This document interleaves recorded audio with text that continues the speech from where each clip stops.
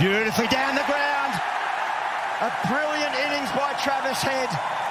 His first Ashes 100, his third in Test match cricket, and it is a statement of the finest quality. 152 off 148 balls. Given the game situation, just I guess how impressed were you? No, very impressed. After a shaky start, I mean, and that's normally the way Travis is, and he's normally a little bit of a shaky starter. But once he got through that yesterday, he just sort of clicked into another gear, and away he went. Didn't look back. It was simply just brilliant batting. He pounced on anything that was loose, put it away more often than not.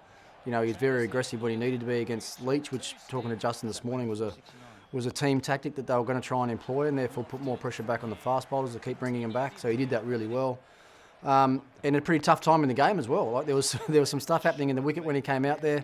The Aussie has just lost Warner and Green to successive balls, and one thing that we talked about in commentary yesterday, which might have made the start of his innings a little bit easier, was the fact that Alex Carey was with him, and vice versa for Carey starting his innings with Travis Head as well. So, but no, sensational knock. I mean, I was really shocked when I looked up and saw how quickly he was actually scoring. Late last night, and then a bit the same in that first session today. I know it was a longer session, 2.5 hour session, but he kept his scoring rate up right the way through, and just a brilliant knock. Easily his best.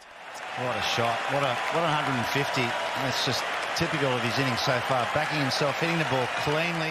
What does it say about, I guess, his mental strength when you think back to the 2019-20 Boxing Day Test century he made, his last Test century? There was a bit of conjecture over whether he'd play in that Test as well.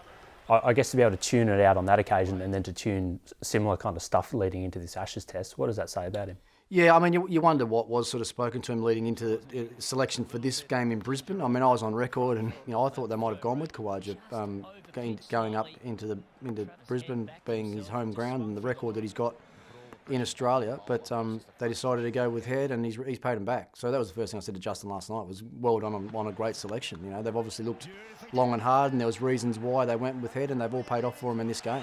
That is a remarkable century there for Travis Head off just 85 deliveries. He might never score another 100 off 85 balls in his life, but at least he knows he can do it, and it's given him a bit of an idea about probably the right, as I said, frame of mind or mindset that he needs to be in for most Test innings he plays.